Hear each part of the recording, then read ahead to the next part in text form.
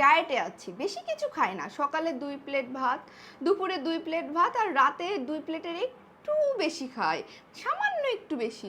মানে না খেলে কি মানে বেঁচে থাকতে পারবো সুস্থভাবে? বলুন, খাওয়ার উপরে কিছু আছে? এই যে আপনারা বলেন মোটু মোটু বলে কমেন্ট করেন, এতে কি আপনারা মন খারাপ করেন? করেন না। আমিও মন খারাপ করি না, এই জন্য আমি মনে করি কমেন্টই তো করছেন, আপনারা যদি কমেন্ট করে মজা পান, খুশি থাকেন, থাকলেন, এরপরে তো আর কোনো কথা নাই। মানে এই যে একটা মানে নতুন একটা স্লোগান শুরু করব, বুঝছেন?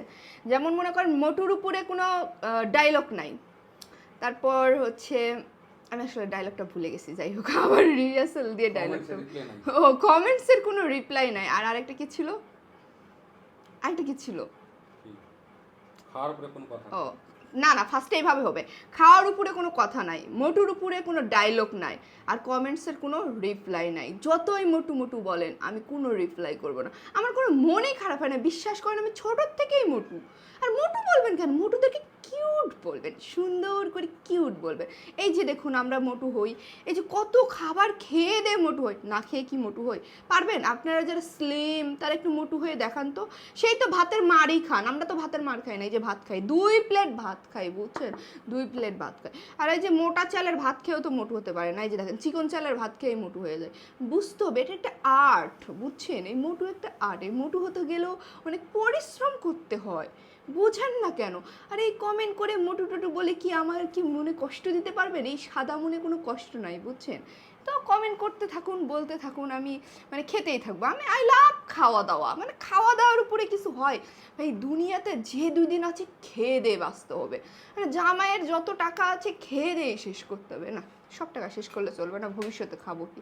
জামাই তো আবার সমস্যা হয়ে যাবে। এই যে দেখুন 1 প্লেট আম, কি মনে করতেছেন এই 1 প্লেট আম? অলরেডি সকালে 2 প্লেট খাওয়া শেষ, এটা হচ্ছে নেক্সট দুপুরে খাবারের পর খাবো, খাবারের আগেও 1 প্লেট, খাবারের পরে 1 প্লেট।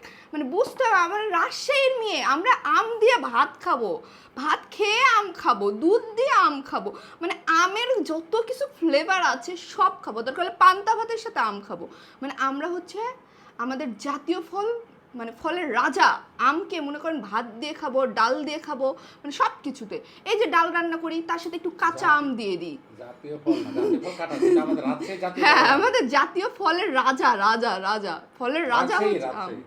হ্যাঁ ইয়েস, অবশ্যই রাজশাহীর জাতীয় ফল কাঁঠাল, এটা তো সবাই জানে, এটা ছোট বাচ্চারাও জানে। যাই হোক, আমরা আম দিয়ে পান্তা ভাত খাবো, আম দিয়ে সব কিছু খাবো, দরকার হলে ডালের মধ্যে আম দিব, মানে কাঁচা আম দিব, বুঝছেন না?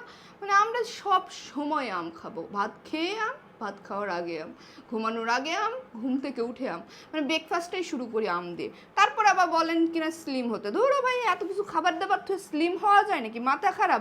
এই যে খাসির মাংস দিয়ে ভাত খাবো, খেয়ে আবার আম খাবো, মানে আম আম আম, আর খাওয়া খাওয়া খাওয়া, খাওয়ার উপরে কোনো কথা নাই, ডায়লগ নাই।